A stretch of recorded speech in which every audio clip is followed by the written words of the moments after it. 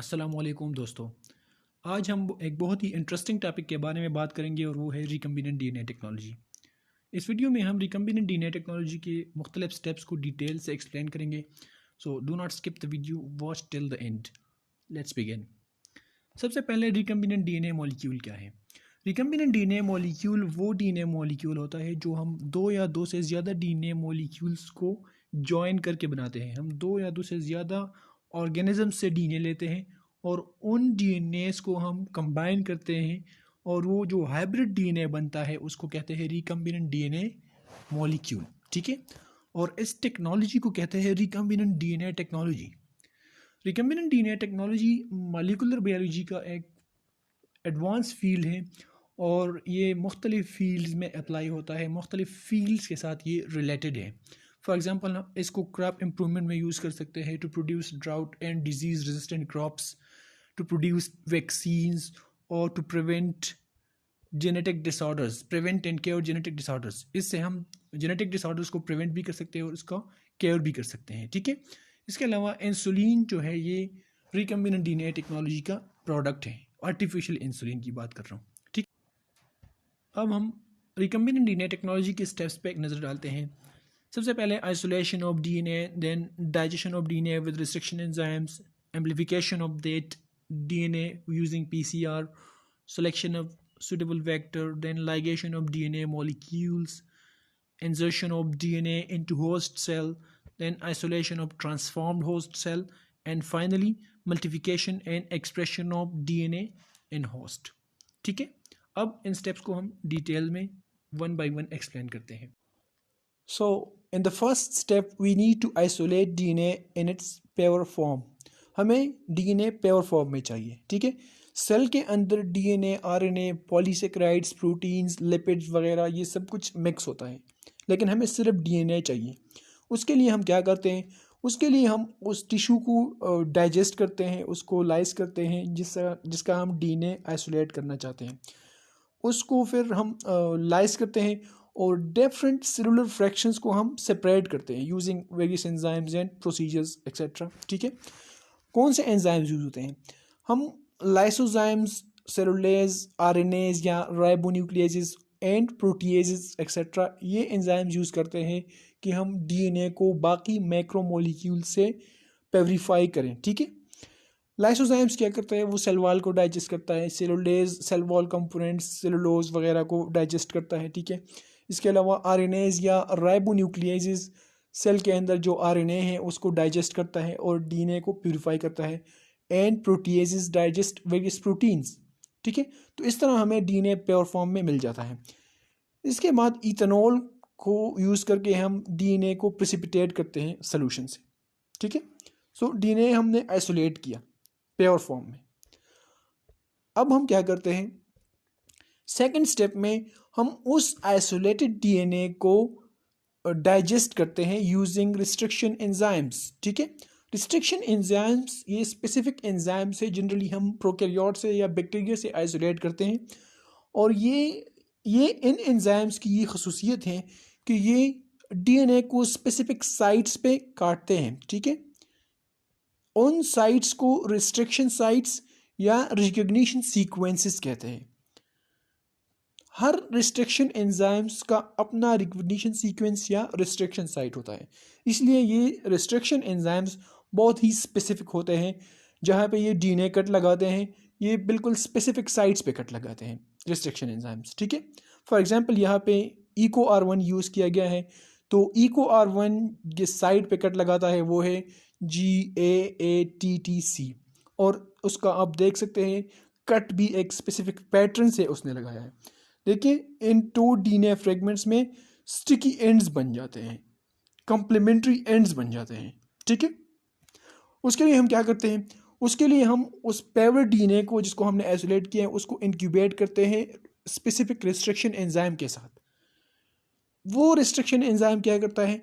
वो डीएनए को उस पर कट लगाता है। फॉर एग्जांपल ये हमने सारा जीनोमिक डीएनए लिया है और हमारा जो डिज़ायर्ड जीन है, जीन ऑफ इंटरेस्ट, वो यही कहीं पे है। ठीक है, इन 2 पॉइंट्स के दरमियान। तो रिस्ट्रिक्शन एंजाइम्स क्या करता है? वो यहाँ पे कट लगाता है, यहाँ पे कट लगाता है। क्योंकि इस जीन का सीक्वेंस हमें ऑलरेडी मालूम होता है और हमें ये पता होता है कि इस जीन के आसपास एक और दूसरे साइड पे इस स्पेसिफिक रिस्ट्रिक्शन एंजाइम के लिए साइट मौजूद है, तो हम वही रिस्ट्रिक्शन एंजाइम यूज़ करते हैं अपने जीन ऑफ इंटरेस्ट के लिए।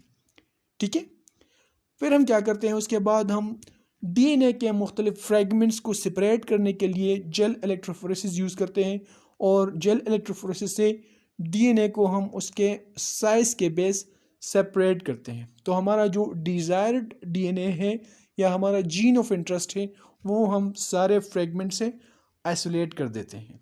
ठीक है, तीसरे स्टेप में हम क्या करते हैं, तीसरे स्टेप में हम एम्पलीफाई करते हैं उस डीएनए मॉलिक्यूल को, amplification of DNA using PCR. ठीक है, amplification means to make many copies, multiple copies of a DNA sequence using DNA polymerase. DNA polymerase enzyme को यूज़ करके हम उस डीएनए की मैनी कॉपीज बनाते हैं। क्योंकि हमने जो डीएनए आइसोलेट किया है वो ज़रूरी नहीं है कि हम रिकम्बिनेंट डीएनए टेक्नोलॉजी के लिए वो काफ़ी हो, तो हम उसको एम्पलीफाई करते हैं, उसकी हम कॉपीज़ बनाते हैं। ठीक है, उसके लिए क्या यूज़ होता है, पीसीआर मशीन यूज़ होता है। ठीक है, पॉलीमरेज चेन रिएक्शन जो है वो एक मशीन के अंदर होता है जिसको कहते हैं थर्मोसाइक्लर, और थर्मोसाइक्लर में ये मुख्तलिफ कंपोनेंट्स, पीसीआर रिएक्शन में ये मुख्तलिफ कंपोनेंट्स यूज़ होते हैं। ठीक है, पीसीआर पे मैं एक डेडिकेटेड वीडियो बनाऊंगा इंशाल्लाह। यहाँ पे थोड़ा हम ब्रीफली थोड़ा सा बात करते हैं। ठीक है, एक है template DNA. Template DNA means जिस डीएनए को हम एम्पलीफाई करना चाहते हैं वो उस डीएनए की कॉपी हमें चाहिए पीसीआर के लिए। इसके बाद हमें चाहिए प्राइमर। प्राइमर एक शॉर्ट न्यूक्लिक एसिड सीक्वेंस है। ठीक है, और ये क्या करता है, ये डीएनए पॉलीमरेज को एक स्टार्टिंग पॉइंट प्रोवाइड करता है, क्योंकि डीएनए पॉलीमरेज अपने आप से डीएनए स्टार्ट नहीं कर सकता, डीएनए रेप्लिकेशन स्टार्ट नहीं कर सकता, तो उसको एक स्टार्टिंग पॉइंट चाहिए, और ये स्टार्टिंग पॉइंट कौन प्रोवाइड करता है, ये प्राइमर प्रोवाइड करता है। इसके बाद हमें चाहिए होता है एंजाइम डीएनए पॉलीमरेज, जो कि पॉलीमराइजेशन रिएक्शन करता है, जो कि जनरली डीएनए रिप्लिकेशन में यूज़ होता है। लेकिन यहाँ पे हम एक स्पेसिफिक डीएनए पॉलीमरेज यूज़ करते हैं जिसे टैग पॉलीमरेज कहते हैं, जो कि थर्मस एक्वेटिकस से आइसोलेट हुआ है। ये एक थर्मोफिलिक बैक्टीरिया है जो कि हॉट स्प्रिंग्स में पाया जाता है। इसकी वजह यह है कि पीसीआर में हाई टेम्परेचर हम ट्रीटमेंट करते हैं, तो उससे ये डीएनए पॉलीमरेज डैमेज नहीं होता।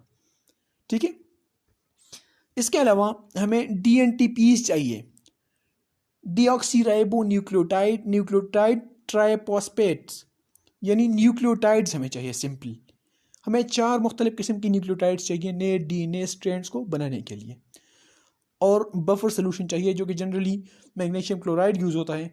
और बफर का काम ये है कि ये रिएक्शन के लिए कंडीशंस को मेंटेन रखता है। ठीक है, स्टेबल रखता है।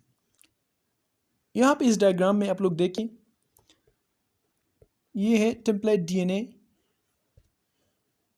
ये वाला टेम्पलेट डीएनए है। ठीक है, इस टेम्पलेट डीएनए को पहले स्टेप में ये डीनेचर करते हैं, उसके बाद इसके साथ एनीलिंग स्टेप में क्या होता है, प्राइमर अटैच हो जाता है। ठीक है, और प्राइमर अटैच होने के बाद एक तीसरा स्टेप है जिसको कहते हैं एक्सटेंशन। ये तीनों स्टेप्स में टेम्परेचर वेरिएबल होता है।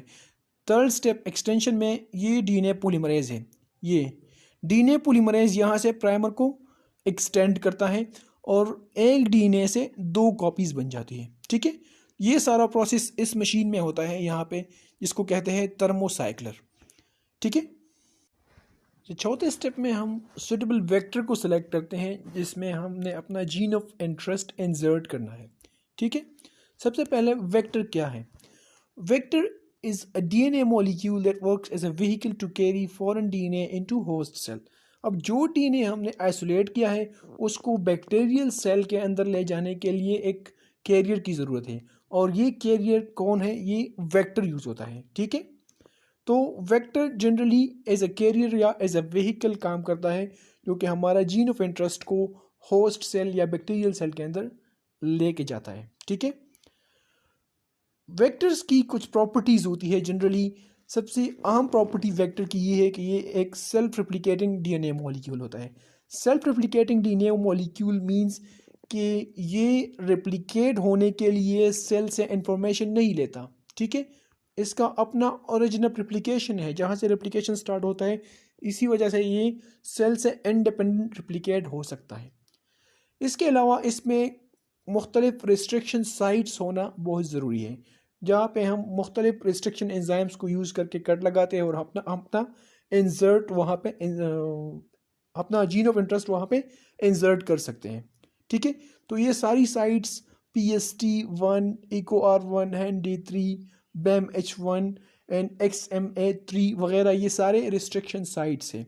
और ये दो एंटीबायोटिक रेजिस्टेंट जीन्स है जो कि as a marker gene use होते हैं। इसका हम आगे चल के जिक्र करेंगे। ठीक है, तो हम अपने डिज़ायर DNA या जीन ऑफ इंटरेस्ट इस प्लाज्मिड या वेक्टर के अंदर इंसर्ट करते हैं।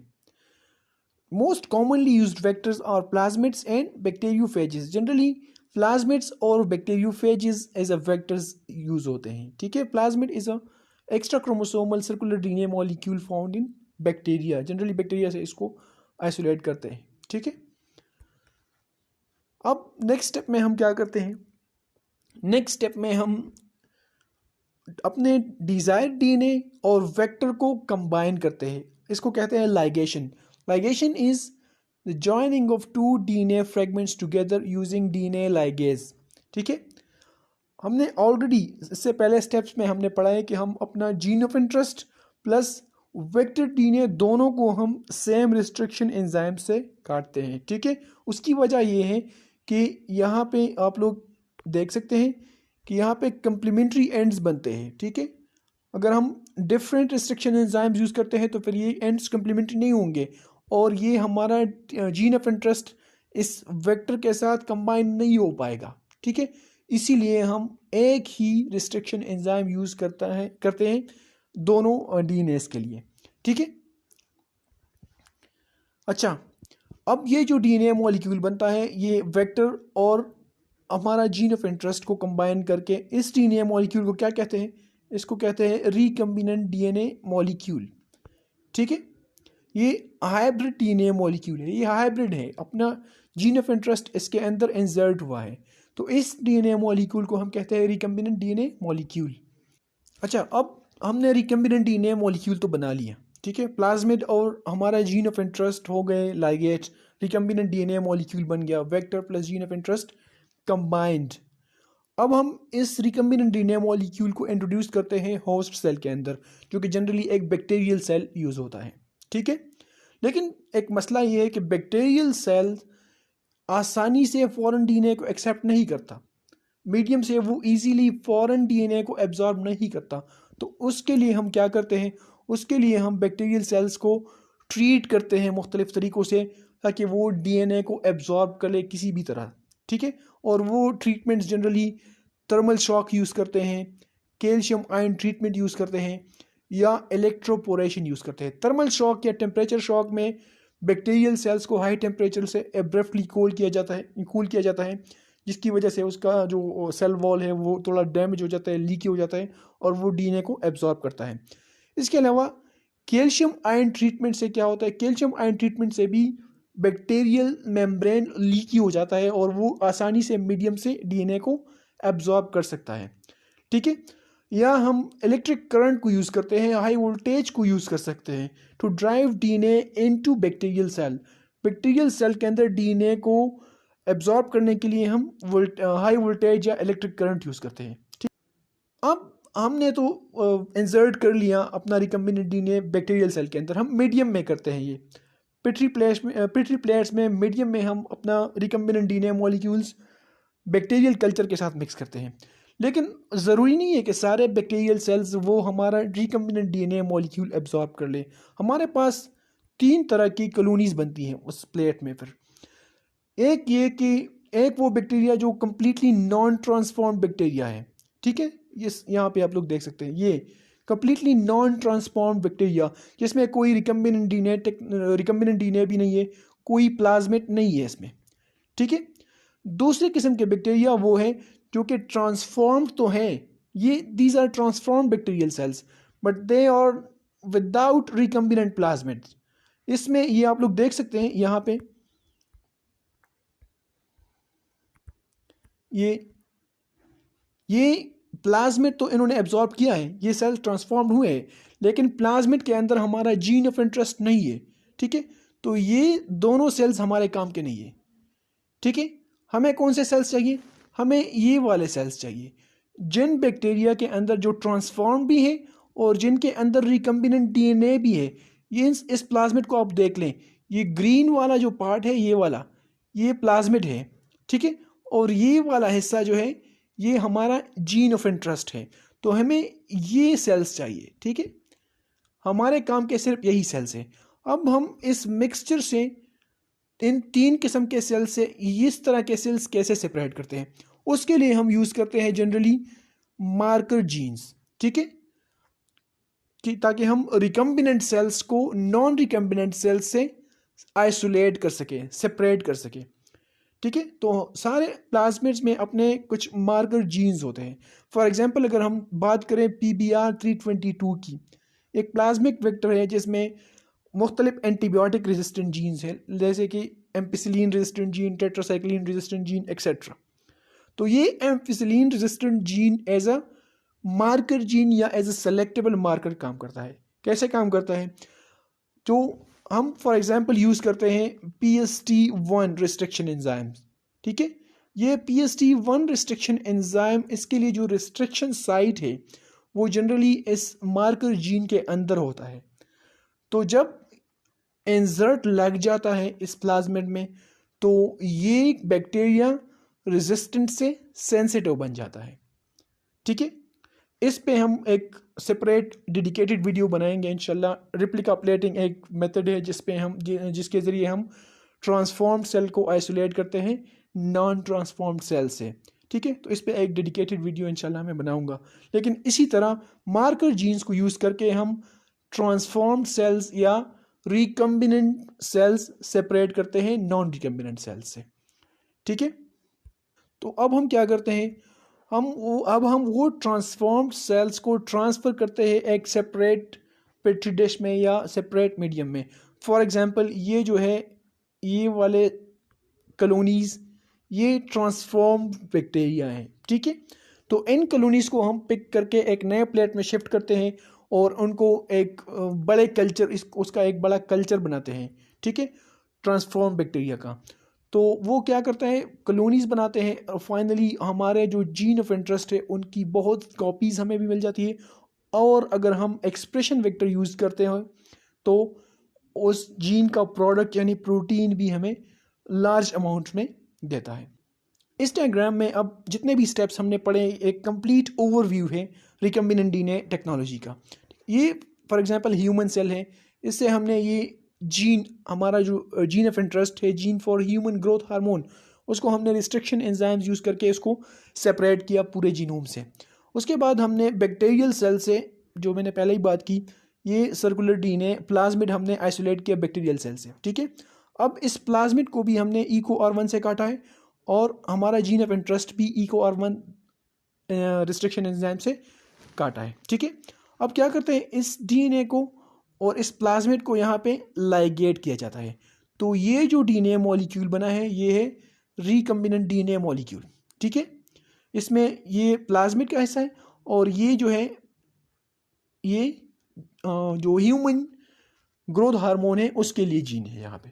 ठीक है, अब हम इस रिकम्बिनेंट डीएनए मॉलिक्यूल को इंसर्ट करते हैं होस्ट सेल के अंदर। ये होस्ट सेल है बैक्टीरियल सेल, और ये होस्ट सेल जब रिप्रोड्यूस करता है तो बहुत सारी कॉपीज़ बनाता है हमारे जीन ऑफ इंटरेस्ट की, और अगर हम चाहें तो हम इसका प्रोटीन प्रोडक्ट भी ले सकते हैं। ठीक है।